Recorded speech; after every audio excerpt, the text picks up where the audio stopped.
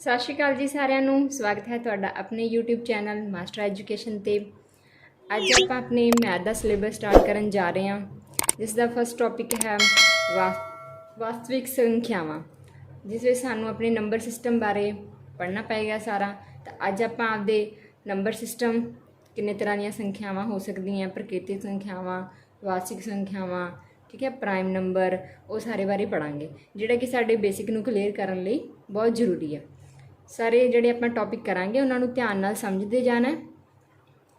मैं कोशिश करांगी पूरी डिटेल दे विच तुहानूं पढ़ाउण दी, ताकि तुहाडा इस चैप्टर दे विचों कोई डाउट ना रहे, क्योंकि ये साडा जिहड़ा चैप्टर हैगा ये साडा बेसिक है।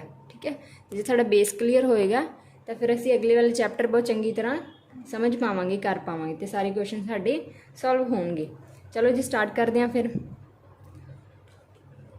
तो सब तो पहला है अंक की है।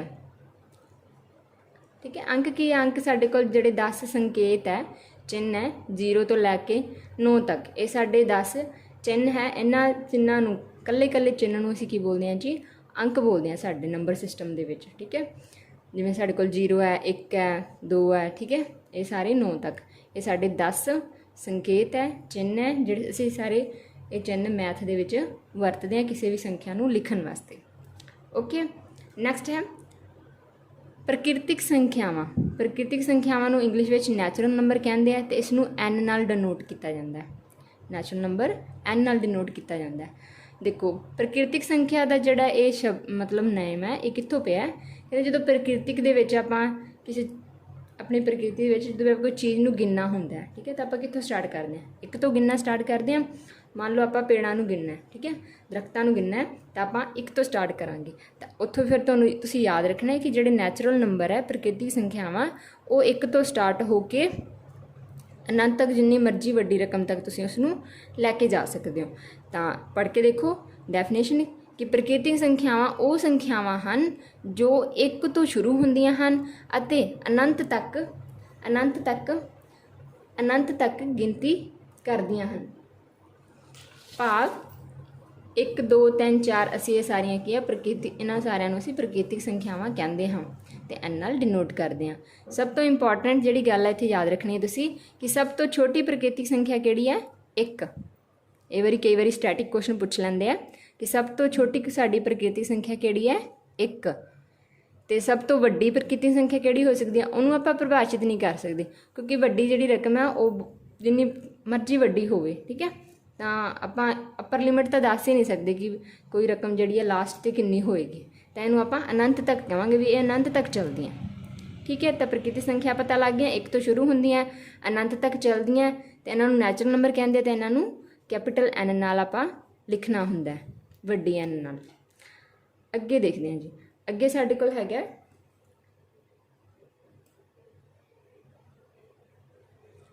प्रकृतिक संख्यावां दियां कुछ फीचर्स है, उन्हां दियां विशेषतावां। Statement question they which question बन जाते हैं इन्हां दे। ठीक है, कि प्रकृतिक संख्यावां दे जोड़, जे आपां दो प्रकृतिक संख्यावां दा जोड़ जां दो प्रकृतिक संख्यावां दा आपां गुणा करते हैं, तो आपां जिहड़ा उत्तर मिलता है वो भी की होगी, एक प्रकृतिक संख्या ही होएगी। एग्जाम्पल भी तुसीं देख सकते हो कि आपां एक प्रकृतिक संख्या 3 ते 5 का जोड़ करते हैं, तो साडा उत्तर की आंदा है 8, तो 8 भी की है, प्रकृतिक संख्या है। तो उस तरह आप दो नंबर्स का गुणा करते हैं, इत्थे गुणा है 3 गुणा 5, तो उत्तर की आएगा 15, तो 15 भी की है, एक प्रकृतिक संख्या। मतलब दो प्रकृतिक संख्यावां का जोड़ तो दो प्रकृतिक संख्यावां का गुणफल हमेशा की है, उत्तर विच प्रकृतिक संख्या ही आउंदा है। अगली ये विशेषता हैगी है, दो प्रकृतिक संख्यावां का जोड़ अते गुणा हमेशा बराबर रहिंदी है। मतलब कि ऑर्डर का कोई मतलब ये मैटर नहीं करता। आप 2 दे विच 6 जोड़ दिए तो भी 8 आएगा, तो जे 6 नूं अगे रख के पिछे 2 रख के जोड़ दिए तो भी की है, 8 ही उत्तर आएगा। मतलब ऑर्डर नहीं मैटर करता कि किहड़ी रकम आप पहला रखी है। तो प्रकृतिक संख्यावां का जिहड़ा जोड़ है तो गुणा है वो हमेशा सेम रहिंदा है। गुणा दे विच भी 2 गुणा 6 कर लो 12, या 6 गुणा 2 कर लो 12, तो ऑर्डर का ये अरेंजमेंट का कोई फर्क नहीं पैंदा। अगली प्रॉपर्टी है कि दो प्रकृतिक संख्यावां दी घटाओ अते भाग हमेशा प्रकृतिक संख्या नहीं हुंदा। तो ये याद रखण जो गल है इहदे विच कि दो प्रकृतिक संख्यावां, जिवें मैं 10 विचों 3 घटावां तो उत्तर आएगा 7, ਉਹ ਤਾਂ ਪ੍ਰਕਿਰਤਿਕ ਸੰਖਿਆ ਹੈਗੀ ਆ। ਪਰ ਮੈਂ ਅਗਰ 3 ਵਿੱਚੋਂ 10 ਮਾਈਨਸ ਕਰਾਂ ਤਾਂ ਮੇਰੇ ਕੋਲ ਕਿੰਨੇ ਬਚਣਗੇ? 3 ਵਿੱਚੋਂ 10 ਤਾਂ ਨਹੀਂ ਨਿਕਲਣਗੇ, ਤਾਂ ਮੈਂ 10 ਵਿੱਚੋਂ 3 ਘਟਾਵਾਂਗੀ। ਠੀਕ ਹੈ, ਤਾਂ ਫਿਰ ਜਿਹੜਾ ਸਾਈਨ ਆ ਉਹ ਕਿਹਦਾ ਲੱਗੇਗਾ? ਵੱਡੀ ਰਕਮ ਦਾ ਹੀ ਲੱਗੇਗਾ। 10 ਦੇ ਅੱਗੇ ਜਿਹੜਾ ਮਾਈਨਸ ਦਾ ਨਿਸ਼ਾਨ ਹੈ ਉਹ ਹੀ ਸਾਡੇ ਉੱਤਰ 'ਚ ਆਏਗਾ, ਮਾਈਨਸ ਦਾ 7 ਬਚੇਗਾ। ਅਤੇ ਮਾਈਨਸ ਵਾਲੀਆਂ ਰਕਮਾਂ ਤਾਂ ਸਾਡੀਆਂ ਪ੍ਰਕਿਰਤਿਕ ਸੰਖਿਆ ਵਿੱਚ ਹੁੰਦੀਆਂ ਨਹੀਂ। ਇਹਦਾ ਮਤਲਬ ਜਿਹੜਾ ਇਹ ਵਾਲਾ ਉੱਤਰ ਆਏ ਸਾਡੀ ਪ੍ਰਕਿਰਤਿਕ ਸੰਖਿਆ ਨਹੀਂ ਹੈ। ਇਹਦਾ ਮਤਲਬ ਜਿਹੜੀ ਘਟਾਓ ਕਰਾਂਗੇ ਦੋ ਪ੍ਰਕਿਰਤਿਕ ਸੰਖਿਆ ਦੀ, ਉਹ ਹਮੇਸ਼ਾ ਜ਼ਰੂਰੀ ਨਹੀਂ ਹੈ ਕਿ ਪ੍ਰਕਿਰਤਿਕ ਸੰਖਿਆ ਵਿੱਚ ਹੀ ਉਹਦਾ ਆਨਸਰ ਆਵੇ। ਠੀਕ ਹੈ, ਅੱਗੇ ਭਾਗ 'ਚ ਵੀ ਦੇਖ ਸਕਦੇ ਹਾਂ ਆਪਾਂ। ਭਾਗ ਹੈ ਕਿ ਜੇ ਆਪਾਂ 15 ਨੂੰ 3 ਨਾਲ ਭਾਗ ਕਰਦੇ ਹਾਂ, ਠੀਕ ਹੈ, 15 ਨੂੰ 3 ਨਾਲ ਭਾਗ ਕਰਾਂਗੇ ਤਾਂ ਉੱਤਰ ਕਿੰਨਾ ਆਊਗਾ? 5। ਇਹ ਪ੍ਰਕਿਰਤਿਕ ਸੰਖਿਆ ਹੈਗੀ ਆ, ਓਕੇ। ਪਰ ਜੇ ਆਪਾਂ 33 ਨੂੰ 15 ਨਾਲ ਭਾਗ ਕਰਾਂਗੇ, ਠੀਕ ਹੈ, 33 ਨੂੰ 15 ਨਾਲ ਭਾਗ ਕਰਾਂਗੇ ਤਾਂ ਉੱਤਰ ਕਿੰਨਾ ਆਏਗਾ? ਉੱਤਰ ਆਏਗਾ 15 ਦੂਣਾ 30, ਪਿੱਛੇ ਕੀ ਬਚ ਗਿਆ? 3 ਬਾਕੀ ਬਚ ਗਿਆ। ਤੇ ਜੇ ਉਹਨੂੰ ਪੁਆਇੰਟ 'ਚ ਹੱਲ ਕਰਾਂਗੇ ਤਾਂ 2 15 ਦੂਣਾ 30, ਤਾਂ ਪੁਆਇੰਟਾਂ 'ਚ ਆ ਗਿਆ ਆਨਸਰ। ਤਾਂ ਫਿਰ ਪੁਆਇੰਟਾਂ ਵਾਲੀ ਵੀ ਸਾਡੇ ਜਿਹੜੀਆਂ ਰਕਮਾਂ ਹੈਗੀਆਂ ਉਹ ਪ੍ਰਕਿਰਤਿਕ ਸੰਖਿਆ ਨਹੀਂ ਹੁੰਦੀਆਂ। ਠੀਕ ਹੈ, ਤਾਂ ਫਿਰ ਤੁਸੀਂ ਕਹਿ ਸਕਦੇ ਹੋ ਕਿ ਜੋ ਘਟਾਓ ਅਤੇ ਭਾਗ ਹਮੇਸ਼ਾ ਪ੍ਰਕਿਰਤਿਕ ਸੰਖਿਆ ਵਿੱਚ ਇਹਦਾ ਆਨਸਰ ਨਹੀਂ ਆ ਸਕਦਾ, ਪਰ ਜੋੜ ਅਤੇ ਗੁਣਾ ਦਾ ਜਿਹੜਾ ਉੱਤਰ ਹੈ ਉਹ ਹਮੇਸ਼ਾ ਪ੍ਰਕਿਰਤਿਕ ਸੰਖਿਆ ਦਾ ਜੋੜ, ਪ੍ਰਕਿਰਤਿਕ ਸੰਖਿਆ ਦਾ ਗੁਣਨਫਲ ਹਮੇਸ਼ਾ ਪ੍ਰਕਿਰਤਿਕ ਸੰਖਿਆ ਹੀ ਆਵੇਗਾ। ਨੈਕਸਟ ਦੇਖਦੇ ਹਾਂ ਜੀ। ਨੈਕਸਟ ਹੈ ਪੂਰਨ ਸੰਖਿਆਵਾਂ, ਜਿਨ੍ਹਾਂ ਨੂੰ ਇੰਗਲਿਸ਼ ਦੇ ਵਿੱਚ ਕਹਿ ਦਿੰਦੇ ਆ ਹੋਲ ਨੰਬਰਸ। ਪੂਰਨ ਸੰਖਿਆਵਾਂ, ਹੋਲ ਨੰਬਰ, ਇਹਨਾਂ ਨੂੰ W ਵੱਡੇ ਕੈਪੀਟਲ W ਨਾਲ ਲਿਖਦੇ ਹਾਂ ਆਪਾਂ, ਡਿਨੋਟ ਕਰਨਾ ਹੋਵੇ ਤਾਂ। ਇਸ ਵਿੱਚ ਕੀ ਹੁੰਦੀਆਂ ਜਿਹੜੀਆਂ ਪ੍ਰਕਿਰਤਿਕ ਸੰਖਿਆਵਾਂ, ਅਤੇ ਜੇ ਉਹਦੇ ਵਿੱਚ ਆਪਾਂ 0 ਵੀ ਐਡ ਕਰ ਦਈਏ, ਠੀਕ ਹੈ, ਪ੍ਰਕਿਰਤਿਕ ਸੰਖਿਆਵਾਂ ਦੇ ਵਿੱਚ ਜੇ ਆਪਾਂ ਆਪਣੀ 0 ਵੀ ਐਡ ਕਰ ਲਈਏ ਤਾਂ ਆਹ ਜਿਹੜੇ ਸਾਰੇ ਨੰਬਰ ਹੋ ਜਾਣਗੇ, ਇਹਨਾਂ ਨੂੰ ਅਸੀਂ ਕੀ ਕਹਾਂਗੇ? ਇਹ ਸਾਡੀਆਂ ਪੂਰਨ ਸੰਖਿਆਵਾਂ ਹੈਗੀਆਂ। ਠੀਕ ਹੈ, ਇਹਨਾਂ ਨੂੰ W ਨਾਲ ਡਿਨੋਟ ਕਰਦੇ ਆ। ਠੀਕ ਹੈ ਜੀ, ਅਤੇ ਸਭ ਤੋਂ ਛੋਟੀ ਪੂਰਨ ਸੰਖਿਆ ਪੁੱਛ ਲਏ। ਸਭ ਤੋਂ ਛੋਟੀ ਪੂਰਨ ਸੰਖਿਆ ਕਿਹੜੀ ਹੈ? 0। ਇਹ ਮੋਸਟ ਇੰਪੋਰਟੈਂਟ ਪੁਆਇੰਟ ਹੈ ਇੱਥੋਂ। ਜਿਵੇਂ ਆਪਾਂ ਪੜ੍ਹਿਆ ਸਭ ਤੋਂ ਛੋਟੀ ਪ੍ਰਕਿਰਤਿਕ ਸੰਖਿਆ 1 ਸੀ, ਉਵੇਂ ਸਭ ਤੋਂ ਛੋਟੀ ਪੂਰਨ ਸੰਖਿਆ ਕਿਹੜੀ ਹੈ? 0, ਕਿਉਂਕਿ ਜਿਹੜੀਆਂ ਪੂਰਨ ਸੰਖਿਆਵਾਂ ਉਹ ਕਿੱਥੋਂ ਸ਼ੁਰੂ ਹੋ ਰਹੀਆਂ? ਉਹ 0 ਤੋਂ ਸ਼ੁਰੂ ਹੋ ਰਹੀਆਂ। ਤਾਂ ਸਭ ਤੋਂ ਛੋਟੀ ਤਾਂ ਫਿਰ ਕੌਣ ਹੋਏਗੀ? ਪੂਰਨ ਸੰਖਿਆ 0। ਵੱਡੀ ਤੋਂ ਵੱਡੀ ਉਸੇ ਤਰ੍ਹਾਂ ਅਸੀਂ ਲਿਖ ਨਹੀਂ ਸਕਦੇ, ਕਿਉਂਕਿ ਜਿਹੜੇ ਨੰਬਰ ਹੈ ਉਹ ਬਹੁਤ ਅੱਗੇ ਤੱਕ ਜਾ ਸਕਦੇ ਆ, ਉਹਨੂੰ ਆਪਾਂ ਡਿਫਾਈਨ ਹੀ ਨਹੀਂ ਕਰ ਸਕਦੇ ਕਿ ਵੱਡਾ ਨੰਬਰ ਕਿਹੜਾ ਹੋਊਗਾ। ਠੀਕ ਹੈ, ਤਾਂ ਸਭ ਤੋਂ ਵੱਡੀ ਪੂਰਨ ਸੰਖਿਆ ਨੂੰ ਲਿਖਿਆ ਨਹੀਂ ਜਾ ਸਕਦਾ, ਪਰਿਭਾਸ਼ਿਤ ਨਹੀਂ ਕੀਤਾ ਜਾ ਸਕਦਾ। ਅਤੇ ਪੂਰਨ ਸੰਖਿਆਵਾਂ ਕੀ ਹੋ ਸਕਦੀਆਂ? ਅਣਗਿਣਤ ਹੋ ਸਕਦੀਆਂ, ਜਿਨ੍ਹਾਂ ਨੂੰ ਗਿਣਿਆ ਨਹੀਂ ਜਾ ਸਕਦਾ। ਤਾਂ ਇੱਥੋਂ ਸਭ ਤੋਂ ਜ਼ਿਆਦਾ ਇੰਪੋਰਟੈਂਟ ਪੁਆਇੰਟ ਜਿਹੜਾ ਇਹ ਹੈ ਕਿ ਜਿਹੜੀਆਂ ਤੁਹਾਡੀਆਂ ਸਭ ਤੋਂ ਛੋਟੀ ਸੰਖਿਆ ਪੂਰਨ ਸੰਖਿਆ ਕਿਹੜੀ ਹੈ? 0 ਹੈ। ਅਤੇ ਇੱਕ ਕੁਐਸਚਨ ਇੱਥੋਂ ਇਹ ਵੀ ਬਣ ਜਾਂਦਾ ਕਿ ਸਾਰੀਆਂ ਪ੍ਰਕਿਰਤਿਕ ਸੰਖਿਆਵਾਂ ਪੂਰਨ ਸੰਖਿਆਵਾਂ ਹੁੰਦੀਆਂ?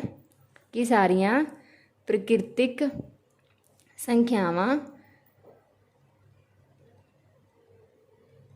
ਪੂਰਨ ਸੰਖਿਆਵਾਂ ਹੁੰਦੀਆਂ? ਤਾਂ ਤੁਸੀਂ ਇਹਦਾ ਕੀ ਆਨਸਰ ਦਿਓਗੇ? ਪੂਰਨ ਸੰਖਿਆਵਾਂ ਹੁੰਦੀਆਂ, ਤੁਸੀਂ ਕਹੋਗੇ ਬਿਲਕੁਲ। ਇਹਦੇ ਪ੍ਰਕਿਰਤਿਕ ਸੰਖਿਆਵਾਂ ਵਿੱਚ 1 2 3 4, ਠੀਕ ਹੈ, ਅਤੇ ਪੂਰਨ ਸੰਖਿਆਵਾਂ ਵਿੱਚ ਇੱਕ ਨੰਬਰ ਵੱਧ ਹੈ, ਬਾਕੀ ਤਾਂ ਸਾਰੇ ਪ੍ਰਕਿਰਤਿਕ ਵਾਲੇ ਨੰਬਰ ਤਾਂ ਹੈਗੇ ਹੀ ਹੈ ਇਹਦੇ ਕੋਲ। ਠੀਕ ਹੈ, ਤਾਂ ਆਪਾਂ ਕਹਾਂਗੇ ਸਾਰੀਆਂ ਪ੍ਰਕਿਰਤਿਕ ਸੰਖਿਆਵਾਂ ਪੂਰਨ ਸੰਖਿਆਵਾਂ ਹੁੰਦੀਆਂ ਹਨ। ਪਰ ਜੇ ਇਹਦਾ ਉਲਟ ਪੁੱਛ ਲਏ ਕਿ ਸਾਰੀਆਂ ਪੂਰਨ ਸੰਖਿਆਵਾਂ ਕੀ ਪ੍ਰਕਿਰਤਿਕ ਸੰਖਿਆਵਾਂ ਹੁੰਦੀਆਂ, ਫਿਰ ਤੁਸੀਂ ਆਨਸਰ ਦਿਓਗੇ ਬਿਲਕੁਲ ਨਹੀਂ, ਕਿਉਂਕਿ ਪੂਰਨ ਸੰਖਿਆ ਕੋਲ ਇੱਕ ਅਜਿਹਾ ਨੰਬਰ ਹੈਗਾ 0 ਜਿਹੜਾ ਪ੍ਰਕਿਰਤਿਕ ਸੰਖਿਆ ਵਿੱਚ ਨਹੀਂ ਹੁੰਦਾ। ਤਾਂ ਇਹ ਧਿਆਨ ਰੱਖਣਾ, ਪ੍ਰਕਿਰਤਿਕ ਸੰਖਿਆਵਾਂ ਪੂਰਨ ਸੰਖਿਆਵਾਂ ਹੁੰਦੀਆਂ, ਇਹਦਾ ਆਨਸਰ ਯੈਸ ਕਹੋਗੇ। ਅਤੇ ਜੇ ਪੁੱਛ ਲੈਣ ਕਿ ਸਾਰੀਆਂ ਪੂਰਨ ਸੰਖਿਆਵਾਂ ਪ੍ਰਕਿਰਤਿਕ ਸੰਖਿਆਵਾਂ ਹੁੰਦੀਆਂ, ਫਿਰ ਕਹੋਗੇ ਨਹੀਂ, ਕਿਉਂਕਿ ਤੇ ਸਾਡੇ ਕੋਲ ਇੱਕ ਅਜਿਹਾ ਨੰਬਰ ਹੈਗਾ 0 ਜਿਹੜਾ ਪ੍ਰਕਿਰਤਿਕ ਸੰਖਿਆ ਨਹੀਂ ਹੈ। ਨੈਕਸਟ ਹੈ ਜੀ ਸੰਪੂਰਨ ਸੰਖਿਆਵਾਂ। ਸੰਪੂਰਨ ਸੰਖਿਆਵਾਂ ਜਿਨ੍ਹਾਂ ਨੂੰ ਇੰਗਲਿਸ਼ ਵਿੱਚ ਇੰਟੀਜਰਸ ਬੋਲਦੇ ਆ, ਇਹਨਾਂ ਨੂੰ ਆਪਾਂ I ਨਾਲ, ਕੈਪੀਟਲ I ਨਾਲ ਡਿਨੋਟ ਕਰਦੇ ਹਾਂ। ਇਹ ਕੀ ਹੁੰਦੀਆਂ? ਇਹ ਉਹ ਸੰਖਿਆਵਾਂ ਜਿਨ੍ਹਾਂ ਵਿੱਚ ਪ੍ਰਕਿਰਤਿਕ ਸੰਖਿਆਵਾਂ ਉਹਨਾਂ ਦੀਆਂ ਰਿਣਾਤਮਕ ਸੰਖਿਆਵਾਂ ਅਤੇ 0 ਸ਼ਾਮਿਲ ਹੋਵੇ, ਉਹਨਾਂ ਨੂੰ ਅਸੀਂ ਸੰਪੂਰਨ ਸੰਖਿਆਵਾਂ ਕਹਿੰਦੇ ਹਨ। ਦੇਖੋ ਪ੍ਰਕਿਰਤਿਕ ਸੰਖਿਆ ਵਿੱਚ ਕਿਹੜਾ ਕੀ ਸੀਗਾ? ਓਨਲੀ 1 ਤੋਂ ਸਟਾਰਟ ਹੋ ਕੇ 1 2 3 4, ਠੀਕ ਹੈ, ਅਤੇ ਹੋਲ ਨੰਬਰ ਆ ਗਏ ਸੀਗੇ ਪੂਰਨ ਸੰਖਿਆਵਾਂ, ਉਹਦੇ ਵਿੱਚ 0 ਐਡ ਹੋ ਗਈ, ਇੱਕ ਨਵਾਂ ਨੰਬਰ ਐਡ ਹੋ ਗਿਆ, ਇਹ ਬਣ ਗਈਆਂ ਸੀ ਸਾਡੀਆਂ ਪੂਰਨ ਸੰਖਿਆਵਾਂ। ਅਤੇ ਜੇ ਹੁਣ ਅੱਗੇ ਕਹਿੰਦੇ ਇਹਦੇ ਵਿੱਚ ਨੈਗੇਟਿਵ ਨੰਬਰ ਵੀ ਐਡ ਹੋ ਜਾਣ, ਠੀਕ ਹੈ, -1 -2, ਅਤੇ ਆ ਵੀ ਹੋਣ, 0 ਵੀ ਹੋਵੇ ਅਤੇ ਪੋਜ਼ੀਟਿਵ ਰਕਮਾਂ ਵੀ ਹੋਣ, ਤਾਂ ਇਹ ਸਾਰਿਆਂ ਨੂੰ ਅਸੀਂ ਕੀ ਬੋਲਾਂਗੇ? ਇਹ ਸਾਰੀਆਂ ਸਾਡੀਆਂ ਹੋ ਜਾਣਗੀਆਂ ਸੰਪੂਰਨ ਸੰਖਿਆਵਾਂ। ਠੀਕ ਹੈ, ਤਾਂ ਇਹਦੇ ਵਿੱਚ ਸਾਰੇ ਪ੍ਰਕਿਰਤਿਕ ਨੰਬਰ ਵੀ ਆਉਣਗੇ, 0 ਵੀ ਆਏਗਾ ਅਤੇ ਉਹਨਾਂ ਦੀ ਰਿਣਾਤਮਕ ਸੰਖਿਆਵਾਂ ਵੀ ਆਉਣਗੀਆਂ। ਤਾਂ ਇਹਨਾਂ ਸਾਰੀਆਂ ਰਕਮਾਂ ਤੋਂ ਮਿਲ ਕੇ ਕੀ ਬਣੇਗਾ ਆਪਣਾ ਨੈਗੇਟਿਵ ਵੀ ਆਉਣਗੇ, 0 ਵੀ ਆਏਗਾ ਅਤੇ ਸਾਰੀਆਂ ਪ੍ਰਕਿਰਤਿਕ ਸੰਖਿਆ ਮਤਲਬ ਪੋਜ਼ੀਟਿਵ ਰਕਮਾਂ ਵੀ ਆਉਣਗੀਆਂ, ਨੈਗੇਟਿਵ ਵੀ ਆਉਣਗੀਆਂ ਅਤੇ 0 ਵੀ ਆਏਗੀ। ਤਾਂ ਇਹਨਾਂ ਸਾਰਿਆਂ ਦੀ ਗਰੁੱਪ ਨੂੰ ਅਸੀਂ ਕੀ ਬੋਲਦੇ ਹਾਂ ਸੰਪੂਰਨ ਸੰਖਿਆਵਾਂ। ਇਹਦੇ ਵਿੱਚ ਪੁਆਇੰਟ ਦੇਖ ਲਓ, ਹਰੇਕ ਧਨਾਤਮਕ ਪੂਰਨ ਸੰਖਿਆ ਰਿਣਾਤਮਕ ਸੰਪੂਰਨ ਸੰਖਿਆ ਤੋਂ ਵੱਡੀ ਹੁੰਦੀ ਹੈ। ਇਹਦੀ ਐਗਜ਼ਾਮਪਲ ਲੈ ਕੇ ਦੇਖ ਲੈਂਦੇ ਹਾਂ। ਕਹਿੰਦੇ ਜਿਹੜੀ ਧਨਾਤਮਕ ਸੰਖਿਆ ਹੁੰਦੀ ਹੈ, ਧਨਾਤਮਕ ਸੰਖਿਆ ਉਹ ਰਿਣਾਤਮਕ ਤੋਂ ਹਮੇਸ਼ਾ ਕੀ ਹੋਊਗੀ ਵੱਡੀ ਹੋਊਗੀ। ਬਿਲਕੁਲ ਜੇ ਮੈਂ ਕਹਿੰਦਾ ਇੱਕ ਮੇਰੇ ਕੋਲ 5 ਹੈ, ਇੱਕ ਮੇਰੇ ਕੋਲ -5 ਹੈ, ਤਾਂ ਇਹਨਾਂ ਦੋਨਾਂ 'ਚੋਂ ਕੌਣ ਵੱਡਾ ਹੋਊਗਾ? ਹੈ ਤਾਂ ਦੋਵੇਂ ਹੀ ਸੰਪੂਰਨ ਸੰਖਿਆ, ਪਰ ਇਹ ਕੀ ਹੈ, ਇਹ ਧਨਾਤਮਕ ਪੂਰਨ ਸੰਖਿਆ ਹੈ, ਉਹ ਰਿਣਾਤਮਕ ਸੰਪੂਰਨ ਸੰਖਿਆ। ਤਾਂ ਤੁਸੀਂ ਕਹੋਗੇ ਜਿਹੜਾ ਪਲੱਸ ਦਾ 5 ਹੈ ਉਹ ਵੱਡੀ ਰਕਮ ਹੋਏਗੀ। ਆਈ ਇਸੇ ਪੁਆਇੰਟ 'ਚ ਕਿਹਾ ਗਿਆ। ਠੀਕ ਹੈ, ਤਾਂ ਇਹਨਾਂ ਵਿੱਚੋਂ ਨਾ ਸਟੇਟਮੈਂਟ ਕੁਐਸਚਨ ਬਣਦੇ ਆ, ਤਾਂ ਤੁਸੀਂ ਇਹਨਾਂ ਨੂੰ ਬਾਏ ਐਗਜ਼ਾਮਪਲ ਕਰਕੇ ਦੇਖ ਲੈਣਾ ਹੈ। ਜਿਵੇਂ ਮੈਂ ਹੁਣ ਤੁਹਾਨੂੰ ਦੱਸਿਆ ਬੇਸ ਲਾਈਨ ਦਾ ਤੁਸੀਂ ਕੀ ਮਤਲਬ ਬਣ ਰਿਹਾ, ਇੱਕ ਧਨਾਤਮਕ ਸੰਖਿਆ ਇੱਕ ਰਿਣਾਤਮਕ ਸੰਖਿਆ, ਉਹਨਾਂ 'ਚ ਵੱਡੀ ਕੌਣ ਹੋਏਗੀ? ਜਿਹੜੀ ਧਨਾਤਮਕ ਸੰਖਿਆ। ਠੀਕ ਹੈ, ਅਗਲਾ ਪੁਆਇੰਟ ਦੇਖੋ, ਸਿਫਰ ਹਰੇਕ ਰਿਣਾਤਮਕ ਸੰਖਿਆ ਤੋਂ ਵੱਡੀ ਹੈ ਅਤੇ ਧਨਾਤਮਕ ਸੰਖਿਆ ਤੋਂ ਛੋਟੀ ਹੈ। ਬਿਲਕੁਲ, ਜਦੋਂ ਆਪਾਂ ਇੱਕ ਨੰਬਰ ਲਾਈਨ 'ਤੇ ਦੇਖਦੇ ਹਾਂ, ਇਹ ਨੰਬਰ ਲਾਈਨ ਹੈ, ਇੱਥੇ ਹੁੰਦਾ 0। ਠੀਕ ਹੈ, ਨੰਬਰ ਲਾਈਨ ਤੋਂ ਆਪਾਂ ਸੱਜੇ ਵਾਲੇ ਪਾਸੇ ਜਾਂਦੇ ਹਾਂ ਤਾਂ ਇੱਧਰ ਸਾਡੇ ਕੋਲ ਪੋਜ਼ੀਟਿਵ ਰਕਮਾਂ ਹੁੰਦੀਆਂ 1 2 3 4। ਠੀਕ ਹੈ, ਅਨੰਤ ਤੱਕ ਜਾ ਸਕਦੇ ਹਾਂ। ਅਤੇ ਜੇ ਆਪਾਂ 0 ਤੋਂ ਖੱਬੇ ਪਾਸੇ ਜਾਂਦੇ ਹਾਂ ਤਾਂ -1 -2 -3 ਇਹ ਜਿਹੜੀਆਂ ਤੁਹਾਡੀ ਵੈਲਿਊਜ਼ ਹੈ ਆ ਸਕਦੀਆਂ। ਹੁਣ ਤੁਸੀਂ ਕੀ ਕਹੋਗੇ ਵੀ ਜਿਹੜਾ 0 ਹੈ, ਆ ਜਿਹੜਾ ਸੈਂਟਰ 'ਚ ਬੈਠਾ 0 ਹੈ। ਠੀਕ ਹੈ, ਇਹਨਾਂ ਧਨਾਤਮਕ ਸੰਖਿਆ ਤੋਂ ਤਾਂ ਛੋਟਾ ਹੈ। ਠੀਕ ਹੈ, ਪਰ ਇਹਨਾਂ ਰਿਣਾਤਮਕ ਸੰਖਿਆ ਤੋਂ ਕੀ ਹੋਊਗਾ? ਇਹ ਵੱਡਾ ਹੋਊਗਾ। ਇਹ ਲਾਈਨ ਇਹਦੇ ਵਿੱਚ ਕਹੀ ਗਈ ਹੈ ਕਿ ਜੇ ਤੁਹਾਨੂੰ ਪੁੱਛ ਲੈਂਦੀ ਵੀ 0 ਅਤੇ -5 'ਚੋਂ ਕੌਣ ਵੱਡਾ ਹੈ, ਤਾਂ ਤੁਸੀਂ ਕਹੋਗੇ 0 ਵੱਡਾ ਹੈ। ਠੀਕ ਹੈ, ਅਤੇ ਜੇ ਤੁਹਾਨੂੰ ਇਹ ਪੁੱਛ ਲਏ ਕਿ ਪਲੱਸ ਦੇ 5 ਅਤੇ 0 'ਚੋਂ ਕੌਣ ਵੱਡਾ, ਫਿਰ ਤੁਸੀਂ ਕਹੋਗੇ ਪਲੱਸ ਦਾ 5 ਵੱਡਾ। ਠੀਕ ਹੈ, ਇਹਦਾ ਮਤਲਬ ਜਿਹੜਾ 0 ਹੈ ਉਹ ਧਨਾਤਮਕ ਰਕਮਾਂ ਤੋਂ ਤਾਂ ਛੋਟਾ ਹੈ ਪਰ ਰਿਣਾਤਮਕ ਸੰਖਿਆਵਾਂ ਤੋਂ ਵੱਡਾ ਹੁੰਦਾ।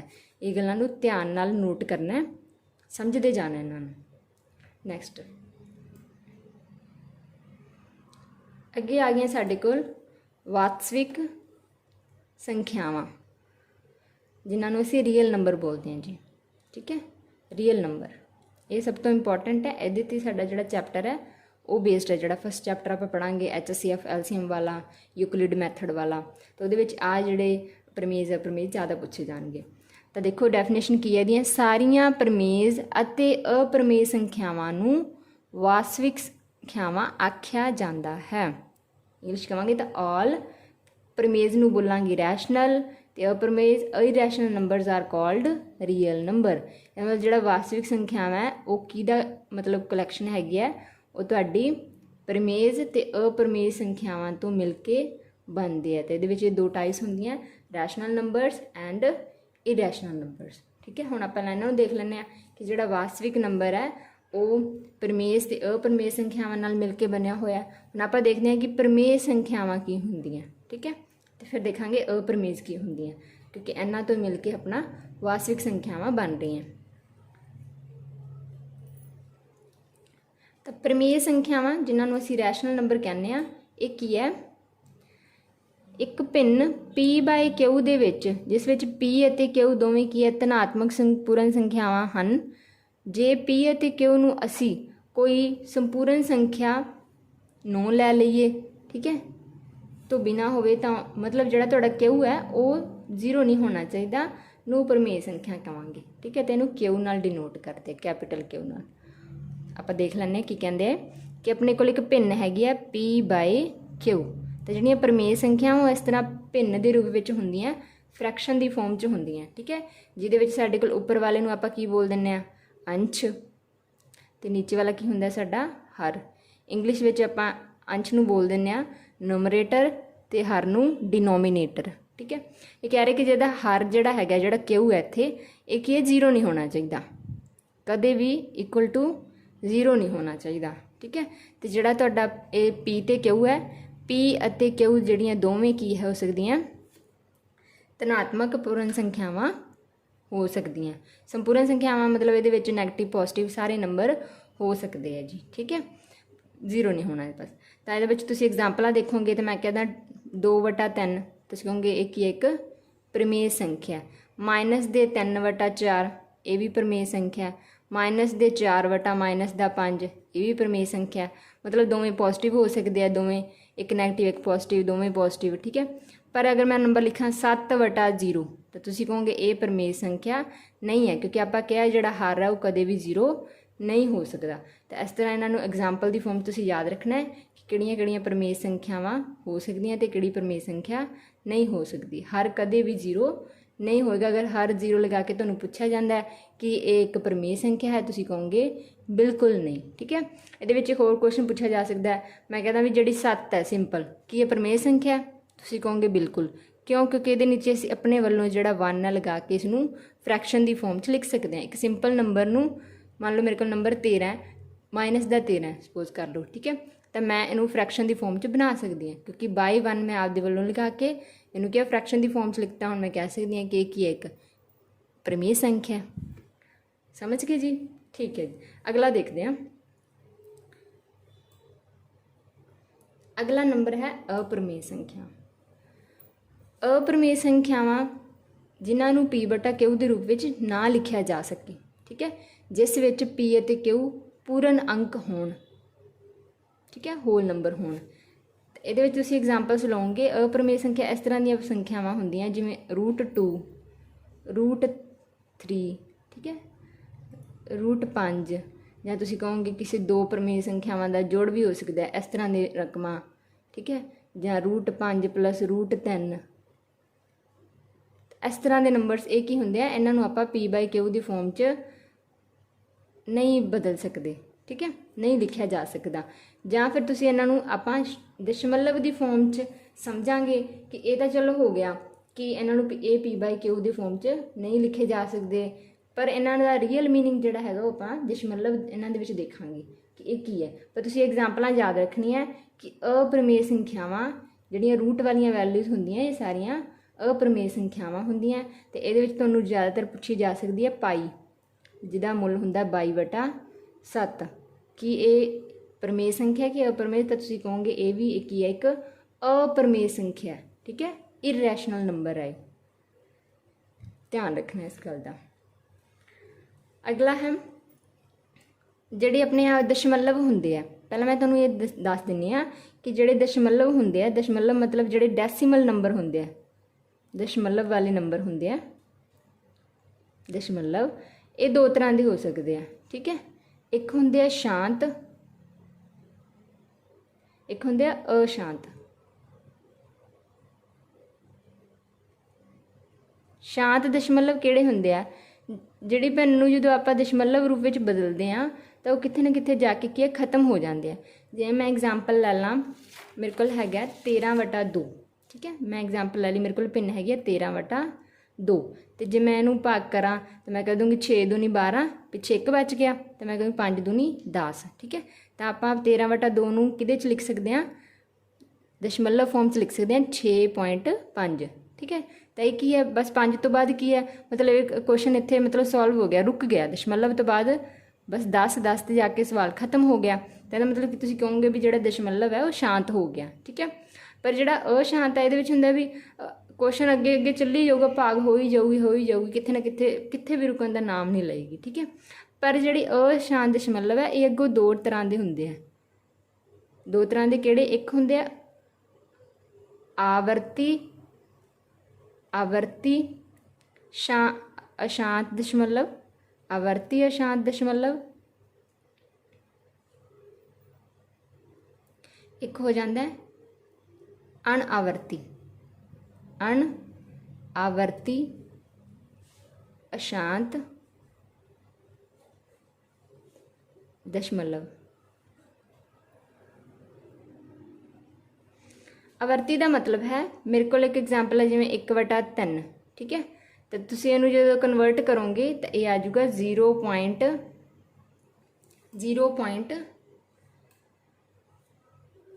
ਇਹਨੂੰ ਜਦੋਂ ਆਪਾਂ ਸੋਲਵ ਕਰਾਂਗੇ ਤਾਂ 0.3 ਮਤਲਬ ਤੁਸੀਂ ਇਹਨੂੰ ਭਾਗ ਕਰ ਲੈਣਾ। ਮੇਰਾ ਕਹਿਣ ਦਾ ਮਤਲਬ ਹੈ 10 ਮਤਲਬ 1 ਹੈ, ਠੀਕ ਹੈ। ਇੱਥੇ 1 ਹੈ, 1 ਨੂੰ ਆਪਾਂ 3 ਨਾਲ ਭਾਗ ਕਰਾਂਗੇ, ਇੱਕ ਨਹੀਂ ਜਾ ਰਿਹਾ 3 ਦੇ ਟੇਬਲ 'ਤੇ ਆਪਾਂ ਪੁਆਇੰਟ ਲਗਾ ਕੇ ਇੱਥੇ 0 ਲਗਾ ਲਿਆ, ਫਿਰ ਆਪਾਂ ਕਹਾਂਗੇ 3 ਤੀਏ 9 ਆ ਗਿਆ। ਠੀਕ ਹੈ, ਫਿਰ ਇੱਕ 3 ਤੀਏ 9 ਆ ਗਿਆ, ਫਿਰ ਆਪਣੇ ਕੋਲ ਇੱਕ ਬਚ ਗਿਆ, ਫਿਰ ਆਪਾਂ ਇੱਕ 0 ਲਗਾ ਸਕਦੇ ਹਾਂ, ਫਿਰ ਆਪਾਂ ਕਹਾਂਗੇ 3 ਤੀਏ 9।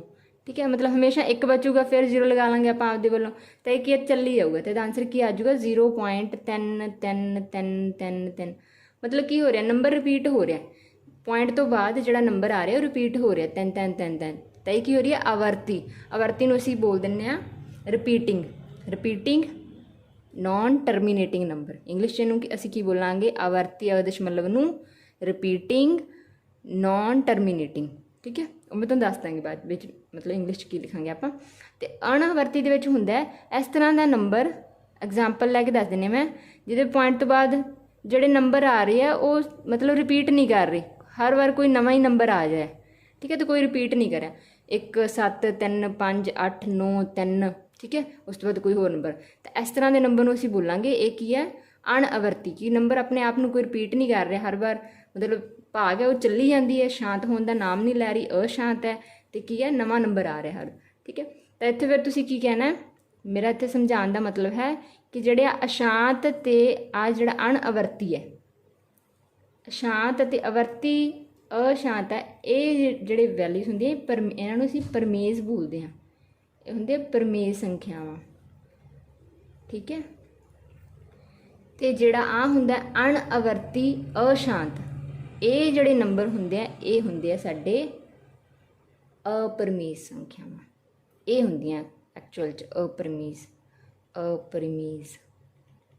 ਠੀਕ ਹੈ, ਤਾਂ ਦਸ਼ਮਲਵ ਫਾਰਮ 'ਚ ਆਪਾਂ ਜੇ ਸਮਝੀਏ ਤਾਂ ਦੋ ਤਰ੍ਹਾਂ ਦੇ ਹੋ ਗਏ, ਸ਼ਾਂਤ ਅਤੇ ਅਸ਼ਾਂਤ। ਸ਼ਾਂਤ ਜਿਹੜੇ ਕਿੱਥੇ ਨਾ ਕਿੱਥੇ ਜਾ ਕੇ ਜਿਨ੍ਹਾਂ ਦੀ ਭਾਗ ਜਿਹੜੀ ਹੈ ਪੁਆਇੰਟ ਤੋਂ ਬਾਅਦ ਰੁਕ ਜਾਂਦੀ ਹੈ, ਅਤੇ ਅਸ਼ਾਂਤ ਅੱਗੋਂ ਦੋ ਤਰ੍ਹਾਂ ਦੇ ਆ, ਆਵਰਤੀ ਅਸ਼ਾਂਤ ਦਸ਼ਮਲਵ ਅਤੇ ਅਣਆਵਰਤੀ ਅਸ਼ਾਂਤ ਦਸ਼ਮਲਵ। ਠੀਕ ਹੈ, ਆਵਰਤੀ ਮਤਲਬ ਉਹ ਆਪਣੇ ਨੰਬਰ ਜਿਹੜਾ ਹੈਗਾ ਪੁਆਇੰਟ ਤੋਂ ਬਾਅਦ ਉਹ ਆਪਣੇ ਆਪ ਨੂੰ ਰਿਪੀਟ ਹੀ ਕਰ ਰਿਹਾ। ਠੀਕ ਹੈ, ਅਤੇ ਅਣਆਵਰਤੀ ਅਸ਼ਾਂਤ ਦਸ਼ਮਲਵ ਜਿਹਦੇ ਵਿੱਚ ਨੰਬਰ ਜਿਹੜੇ ਹੈ ਉਹ ਰੁਕਣ ਦਾ ਨਾਮ ਨਹੀਂ ਲੈ ਰਹੇ, ਅਸ਼ਾਂਤ ਹੈ, ਪਰ ਨੰਬਰ ਆਪਣੇ ਆਪ ਨੂੰ ਰਿਪੀਟ ਨਹੀਂ ਕਰ ਰਿਹਾ ਕੋਈ। ਠੀਕ ਹੈ, ਤਾਂ ਫਿਰ ਆ ਜਿਹੜੇ ਅਣਆਵਰਤੀ ਵਾਲੇ ਆ ਨਾ ਅਸ਼ਾਂਤ ਦਸ਼ਮਲਵ, ਇਹ ਸਾਡੀਆਂ ਅਪਰਮੇୟ ਸੰਖਿਆਵਾਂ ਹੁੰਦੀਆਂ। ਤਾਂ ਪੇਪਰ ਵਿੱਚ ਕੁਐਸਚਨ ਆਇਆ ਸੀ ਸਟੇਟਮੈਂਟ ਬੇਸ, ਕਿ ਜਿਹੜੀਆਂ ਉਹਨਾਂ ਨੇ ਕਿਹਾ ਸੀ ਜਿਹੜੇ ਆਵਰਤੀ ਅਸ਼ਾਂਤ ਦਸ਼ਮਲਵ ਉਹ ਅਪਰਮੇୟ ਸੰਖਿਆਵਾਂ ਹੁੰਦੀਆਂ, ਇਸ ਕਰਕੇ ਉਹ ਕੀ ਸੀਗਾ, ਸਟੇਟਮੈਂਟ ਰੋਂਗ ਸੀਗੀ। ਠੀਕ ਹੈ, ਅਤੇ ਇਸ ਕੰਸੈਪਟ ਨੂੰ ਆਪਣਾ ਧਿਆਨ ਵਿੱਚ ਰੱਖਣਾ ਕਿ ਅਪਰਮੇୟ ਸੰਖਿਆਵਾਂ ਕਿਹੜੀਆਂ ਹੁੰਦੀਆਂ, ਸ਼ਾਂਤ ਦਸ਼ਮਲਵ ਵਾਲੀਆਂ ਅਤੇ ਆਵਰਤੀ ਅਸ਼ਾਂਤ ਵਾਲੀਆਂ, ਅਤੇ ਅਪਰਮੇୟ ਸੰਖਿਆਵਾਂ ਕਿਹੜੀਆਂ ਹੁੰਦੀਆਂ, ਅਣਆਵਰਤੀ ਅਸ਼ਾਂਤ ਦਸ਼ਮਲਵ ਵਾਲੀਆਂ। ਮੈਂ ਤੁਹਾਨੂੰ ਆਹ ਦੱਸ ਦਿੰਦੀ ਹਾਂ ਕਿ ਆਵਰਤੀ ਨੂੰ ਟਰਮੀਨੇਟਿੰਗ ਵੀ ਬੋਲ ਦਿੰਦੇ, ਕਿਉਂਕਿ ਇੰਗਲਿਸ਼ ਦੇ ਵਿੱਚ ਟਰਮਸ ਆ ਰਹੀਆਂ। ਆਵਰਤੀ ਨੂੰ ਤੁਸੀਂ ਕਹੋਗੇ ਟਰਮੀਨੇਟਿੰਗ, ਆ ਲਿਖਿਆ ਹੋਇਆ ਉੱਪਰ। ਸ਼ਾਂਤ ਨੂੰ ਅਸੀਂ ਬੋਲਾਂਗੇ ਟਰਮੀਨੇਟਿੰਗ ਡੈਸੀਮਲਸ। ਠੀਕ ਹੈ, ਅਤੇ ਜੇ ਅਸ਼ਾਂਤ ਕਹਿਣਗੇ ਫਿਰ ਆਪਾਂ ਕਹਿ ਦਾਂਗੇ ਨੋਨ ਟਰਮੀਨੇਟਿੰਗ। ਠੀਕ ਹੈ, ਅਤੇ ਆਵਰਤੀ ਜਿੱਥੇ ਲਿਖਿਆ ਹੋਊਗਾ ਤੁਹਾਨੂੰ ਕਹਿਣਗੇ ਰਿਪੀਟਿੰਗ, ਅਤੇ ਅਣਵਰਤੀ ਨੂੰ ਕਹਿਣਗੇ ਨੋਨ ਰਿਪੀਟਿੰਗ। ਨੋਨ ਰਿਪੀਟਿੰਗ ਮਤਲਬ ਨੰਬਰ ਰਿਪੀਟ ਹੀ ਨਹੀਂ ਕਰ ਰਹੇ ਆਪਣੇ ਆਪ ਨੂੰ।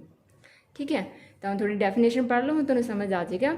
ਜਦੋਂ ਪਰਮੇୟ ਸੰਖਿਆਵਾਂ ਨੂੰ ਭਾਗ ਵਿਧੀ ਰਾਹੀਂ ਦਸ਼ਮਲਵ ਸੰਖਿਆ ਵਿੱਚ ਬਦਲਦੇ ਸਮੇਂ ਬਾਕੀ ਸਿਫਰ ਪ੍ਰਾਪਤ ਹੁੰਦਾ ਹੈ ਤਾਂ ਪ੍ਰਾਪਤ ਦਸ਼ਮਲਵ ਸੰਖਿਆ ਨੂੰ ਸ਼ਾਂਤ ਦਸ਼ਮਲਵ ਕਹਿੰਦੇ ਹਨ। ਮਤਲਬ ਭਾਗ ਕਿਤੇ ਨਾ ਕਿਤੇ ਜਾ ਕੇ ਰੁਕ ਜਾਂਦੀ ਹੈ। ਜਿਵੇਂ ਆਪਾਂ 13/2 ਦੀ ਐਗਜ਼ਾਮਪਲ ਲਈ ਸੀ, ਤਾਂ 0.5 ਤੇ ਜਾ ਕੇ 6.5 ਤੇ ਜਾ ਕੇ ਭਾਗ ਜਿਹੜੀ ਹੈ ਰੁਕ ਗਈ, ਲਾਸਟ ਤੇ 0 ਬਚ ਗਿਆ ਰਿਮਾਈਂਡਰ ਦੇ ਵਿੱਚ, ਤਾਂ ਉਹ ਹੋ ਜਾਂਦਾ ਸ਼ਾਂਤ। ਅਗਲਾ ਹੈਗਾ ਨੋਨ ਟਰਮੀਨੇਟਿੰਗ, ਜਿਹਦੀ ਆਪਾਂ ਗੱਲ ਕਰਕੇ ਆਏ ਉੱਪਰ, ਨੋਨ ਟਰਮੀਨੇਟਿੰਗ ਰਿਪੀਟਿੰਗ ਡੈਸੀਮਲ, ਜਿਹਨੂੰ ਆਪਾਂ ਪੰਜਾਬੀ ਵਿੱਚ ਨਿਰਅੰਤਕ ਮਤਲਬ ਜਿਹਦਾ ਅੰਤ ਹੀ ਨਹੀਂ ਹੈ, ਅਸ਼ਾਂਤ ਵੀ ਕਹਿ ਦਿੰਦੇ ਇਹਨੂੰ। ਠੀਕ ਹੈ, ਨਿਰਅੰਤਕ ਆਵਰਤੀ ਮਤਲਬ ਰਿਪੀਟ ਕਰ ਰਿਹਾ। ਤਾਂ ਇੱਥੇ ਆਪਾਂ ਉਹਦੀ ਐਗਜ਼ਾਮਪਲ ਥੋੜੀ ਡਿਟੇਲ ਨਾਲ ਕਰ ਲੈਂਦੇ ਹਾਂ। ਜਿਵੇਂ ਆਪਾਂ ਕਿਹਾ ਸੀ 10/3 ਲੈ ਲੈਂਦੇ ਹਾਂ। ਠੀਕ ਹੈ, ਪਿਛਲੇ ਪੇਪਰ ਦੇ ਵਿੱਚ ਪੁੱਛਿਆ ਸੀਗਾ ਇਹ ਕੁਐਸਚਨ, ਤਾਂ ਮੈਂ ਥੋੜਾ ਤੁਹਾਨੂੰ ਡਿਟੇਲ 'ਚ ਦੱਸ ਰਹੀ ਹਾਂ। ਤੇ 10 ਨੂੰ ਆਪਾਂ 3 ਨਾਲ ਭਾਗ ਕਰਨੀ ਹੈ। ਠੀਕ ਹੈ, ਤਾਂ ਪਹਿਲੇ ਤਾਂ ਚਲਾ ਜਾਏਗਾ 3 ਤੀਏ 9 ਹੋ ਗਿਆ, ਉਸ ਤੋਂ ਬਾਅਦ 1 ਬਚ ਗਿਆ। ਠੀਕ ਹੈ, ਘਟਾਓ ਕਰਾਂਗੇ 1 ਬਚ ਜਾਏਗਾ। ਹੁਣ ਆਪਾਂ ਪੁਆਇੰਟ ਲਗਾ ਲੈਂਦੇ ਹਾਂ, ਕਿਉਂਕਿ 1 3 ਦੇ ਪਹਾੜੇ 'ਤੇ ਜਾਏਗਾ ਨਹੀਂ, ਤਾਂ ਹੁਣ ਆਪਾਂ 0 ਲਗਾ ਸਕਦੇ ਹਾਂ। ਤਾਂ ਹੁਣ ਆਪਾਂ ਫਿਰ 3 ਤੱਕ ਪੜਾਂਗੇ ਪਹਾੜਾ, ਫਿਰ 9 ਤੇ ਜਾਏਗਾ। ਠੀਕ ਹੈ, 3 ਤੀਏ 9, ਫਿਰ ਕਰਾਂਗੇ, ਫਿਰ 1 ਬਚ ਗਿਆ, ਫਿਰ ਆਪਾਂ 0 ਲਗਾ ਸਕਦੇ ਹਾਂ, ਫਿਰ ਪਹਾੜਾ ਪੜਾਂਗੇ 3 ਤੀਏ 9। ਠੀਕ ਹੈ, ਫਿਰ ਘਟਾਓ ਕਰਾਂਗੇ, ਫਿਰ 1 ਬਚੇਗਾ। ਇਹਦਾ ਮਤਲਬ ਕਿ ਹਰ ਵਾਰ 1 ਬਚ ਰਿਹਾ ਅਤੇ ਅਸੀਂ 3 ਤੀਏ ਕਰਕੇ 9 ਹੀ ਲਗਾਵਾਂਗੇ। ਠੀਕ ਹੈ, ਤਾਂ ਮਤਲਬ ਇਹ ਕਦੇ ਵੀ ਸ਼ਾਂਤ ਹੀ ਨਹੀਂ ਹੋਣਾ, ਇਹ ਕੁਐਸਚਨ ਜਿੱਥੋਂ ਤੱਕ ਮਰਜ਼ੀ ਲੈ ਜਾਈਏ ਆਪਾਂ ਚੱਲੀ ਜਾਏਗਾ। ਤੇ ਜੇ ਇੱਥੇ ਕੀ ਹੈ 3 3 3 3 ਆਈ ਜਾਏਗਾ। ਤਾਂ ਫਿਰ ਇਹ ਜਿਹੜਾ ਨੰਬਰ ਹੈ ਇਹ ਕੀ ਹੈ, ਪੁਆਇੰਟ ਤੋਂ ਬਾਅਦ ਜਿਹੜਾ ਨੰਬਰ ਆਪਣੇ ਆਪ ਨੂੰ ਰਿਪੀਟ ਕਰ ਰਿਹਾ, ਆਵਰਤੀ ਹੋ ਰਹੀ ਹੈ ਇਹਦੀ। ਆਵਰਤੀ ਮਤਲਬ ਆਪਣੇ ਆਪ ਨੂੰ ਰਿਪੀਟ ਕਰ ਰਿਹਾ, ਆਵਰਤੀ ਜਾਂ ਤੁਸੀਂ ਕਹੋਗੇ ਰਿਪੀਟਿੰਗ ਹੈ, ਠੀਕ ਹੈ। ਤੇ ਅਸ਼ਾਂਤ ਵੀ ਹੈ। ਅਸ਼ਾਂਤ ਹੈਗਾ ਹੀ ਹੈ ਕਿ ਚੱਲੀ ਜਾਏਗਾ ਚੱਲੀ ਜਾਏਗਾ, ਤਾਂ ਉਹਨੂੰ ਅਸੀਂ ਬੋਲ ਦਿੰਦੇ ਹਾਂ ਨੋਨ ਟਰਮੀਨੇਟਿੰਗ, ਕਿ ख़त्म नहीं हो रहा, ਉਹ ਅਸ਼ਾਂਤ ਹੈ। ਤੇ ਰਿਪੀਟਿੰਗ ਮਤਲਬ ਨੰਬਰ ਆਪਣੇ ਆਪ ਨੂੰ ਰਿਪੀਟ ਕਰ ਰਿਹਾ, ਠੀਕ ਹੈ। ਤਾਂ ਇਹਨਾਂ ਨੂੰ ਫਿਰ ਤੁਸੀਂ ਕੀ ਕਹੋਗੇ, ਇਹ ਹੁੰਦੇ ਆ ਪ੍ਰਮੇਯ ਸੰਖਿਆਵਾਂ, ਜਿਨ੍ਹਾਂ ਵਿੱਚ ਪੁਆਇੰਟ ਤੋਂ ਬਾਅਦ ਰਿਪੀਟੀਸ਼ਨ ਹੋ ਰਹੀ ਹੋਵੇ, ਨੰਬਰ ਸੇਮ ਆ ਰਹੇ ਹੋਣ। ਹੁਣ ਜ਼ਰੂਰੀ ਨਹੀਂ ਤੁਸੀਂ ਕਹੋਗੇ ਤਾਂ ਇੱਕ ਨੰਬਰ ਹੀ ਆਪਣੇ ਆਪ ਨੂੰ ਰਿਪੀਟ ਕਰੂਗਾ, ਜ਼ਰੂਰੀ ਨਹੀਂ। ਕੋਈ ਇਸ ਤਰ੍ਹਾਂ ਵੀ ਹੋ ਸਕਦਾ 1 4 1 4 1 4, 2 ਨੰਬਰ ਵੀ ਆਪਣੇ ਆਪ ਨੂੰ ਰਿਪੀਟ ਕਰ ਸਕਦਾ, ਠੀਕ ਹੈ। 3 ਵੀ ਕਰ ਸਕਦੇ ਆ, ਜੇ ਮੈਂ ਕਹਿੰਦਾ 1 2 3 1 2 3 1 2 3, ਤਾਂ 3 ਨੰਬਰ ਦਾ ਗਰੁੱਪ, 4 ਨੰਬਰ ਦਾ ਗਰੁੱਪ, ਫਿਰ ਰਿਪੀਟ ਕਰਨਾ ਚਾਹੀਦਾ। ਤਾਂ ਇਹ ਸਾਰੇ ਨੰਬਰ ਕਿਹੜੇ ਹੁੰਦੇ ਆ, ਪ੍ਰਮੇਯ ਸੰਖਿਆਵਾਂ। ਨੋਨ ਟਰਮੀਨੇਟਿੰਗ ਰਿਪੀਟਿੰਗ ਡੈਸੀਮਲ ਕਿਹੜੀਆਂ ਸੰਖਿਆਵਾਂ ਹੁੰਦੀਆਂ, ਪ੍ਰਮੇਯ। ਇਹਨਾਂ ਨੂੰ ਅਪ੍ਰਮੇਯ ਨਹੀਂ ਕਹਿਣਾ, ਠੀਕ ਹੈ। ਅਪ੍ਰਮੇਯ ਤਾਂ ਮੈਂ ਤੁਹਾਨੂੰ ਦੱਸਿਆ ਜਦੋਂ ਕੀ ਹੋਵੇ ਨੋਨ ਰਿਪੀਟਿੰਗ ਹੋਣ। ਨੋਨ ਰਿਪੀਟਿੰਗ ਮਤਲਬ 0.3 4 9 8 3 5 4 7, ਦੇਖੋ ਨੰਬਰ ਕੀ ਹੈ ਅਲੱਗ ਆਈ ਜਾਣਗੇ। ਤੇ ਇਹਨਾਂ ਨੂੰ ਤੁਸੀਂ ਕਹੋਗੇ ਇਹ ਕੀ ਹੋ ਜਾਣਗੇ, ਨੋਨ ਟਰਮੀਨੇਟਿੰਗ, ਮਤਲਬ ख़त्म ਤਾਂ ਇਹ ਵੀ ਨਹੀਂ ਹੋ ਰਿਹਾ, ਅੱਗੇ ਨੰਬਰ ਚੱਲੇ ਗਏ ਵੀ, ਠੀਕ ਹੈ। ਨੋਨ ਟਰਮੀਨੇਟਿੰਗ ਮਤਲਬ ਅਸ਼ਾਂਤ। ਨੋਨ ਰਿਪੀਟਿੰਗ ਮਤਲਬ ਅਣਆਵਰਤੀ, ਰਿਪੀਟ ਨਹੀਂ ਹੋ ਰਿਹਾ ਕੋਈ ਨੰਬਰ, ਠੀਕ ਹੈ। ਡੈਸੀਮਲ ਮਤਲਬ ਦਸ਼ਮਲਵ। तो दोवां चीज़ याद रखना, तुसीं थोड़ा इंग्लिश नूं भी थोड़ा जिहा नाल रखना है। नॉन टर्मीनेटिंग कई बार नॉन टर्मीनेटिंग लिखिया आंदा है, तो समझ गए। तो ये सीगे साडे दशमलव, अशांत ते शांत। ते जिहड़ा अशांत अगों दो तरह का सीगा, टर्मीनेटिंग नॉन टर्मीनेटिंग मतलब आवर्ती ते अणआवर्ती।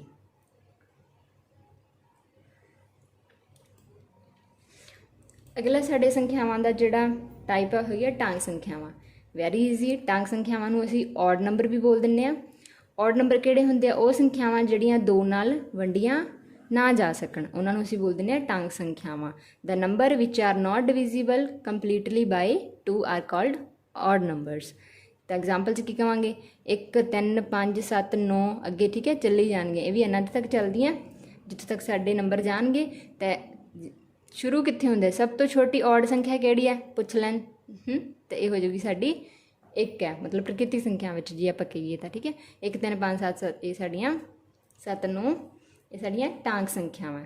अगे है जिस्त संख्यावां। जिस्त संख्यावां जिन्होंने असीं ईवन नंबर बोलते हैं, ये वो संख्यावां हुंदियां हन जिहड़ियां 2 नाल पूरी तरह वंडियां जा सकन, उन्होंने असीं जिस्त संख्यावां कहने आ। Which are completely divisible by 2।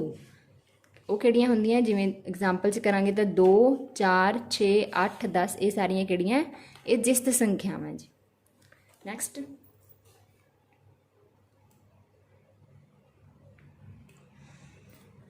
हाँ जी, नैक्सट है साडे अभाज अते भाज संख्यावां, ठीक है। ये कंपोजिट नंबर पूछा गया सी, जिहड़ी भाज संख्या सीगी सब तो मतलब छोटी भाज संख्या किहड़ी है, इस करके इन्हां नूं ध्यान नाल समझिओ। अभाज संख्यावां जिन्हां नूं असीं प्राइम नंबर बोलते हैं, ठीक है। ये किहड़े नंबर हुंदे आ, जेकर किसी दित्ते होई संख्या दे सिर्फ 2 अलग अलग गुणनखंड होण, सिर्फ 2 ही होण, वो किहड़े होणगे, एक तो आप खुद संख्या ते दूसरा की होऊगा 1, एक खुद आप ते एक दूसरी संख्या 1, ठीक है। तो इहो जिहियां संख्यावां नूं असीं अभाज संख्यावां बोलदे हां। जिवें 2 दे गुणनखंड बनावांगे तो की बनणगे, 2 नूं असीं लिखांगे 1 गुणा 2, तो ये 2 ही गुणनखंड है ना, एक है तो एक वो नंबर आप है, ठीक है। तो इस तरह के नंबरस नूं जां तुसीं दूसरे सिंपल मैथड च मतलब लैंग्वेज कह सकते हैं कि वो नंबर जिहड़े सिर्फ आपदे ही पहाड़े च आंदे आ, होर किसी दे पहाड़े च नहीं आंदे, ठीक है। तो उन्हां नूं असीं की बोलते हैं, वो अभाज संख्यावां हुंदियां। तां दूजे जिवें 5 की एग्जाम्पल लवांगे तो 5 गुणा 1, तो 5 के गुणनखंड की है 1 ते 5। 11 के की है 1 ते 11। तो तुसीं कहोगे जिहड़े 2 5 11 तो होर बहुत सारियां इहो जिहियां रकमां होणगीਆਂ ਜਿਹੜੀਆਂ अभाज संख्यावां होणगीਆਂ।